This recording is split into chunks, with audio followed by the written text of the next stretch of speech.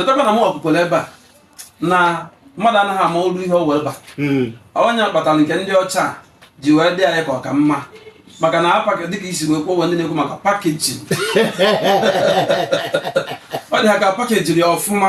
ọ bụrụ na achọghị m ikwu maka nke ahụ taa maka mgbe m ga-akọrọ gị ka akwụkwọ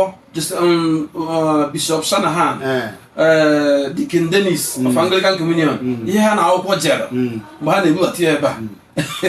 nke bụ eziokwu mana ka anyị dowe ya mana nke bụ eziokwu bụ ọ nwere eziokwu dị n'ihe i kwuru mana ọ bụchata ebe ahụ nke ọ jedebere ebe ọzọ ị na-alụtụ ha aka bụ na nke bụ eziokwu bụ na ndị ahụ siri n'ịgbabọ iwe bụrụ mmadụ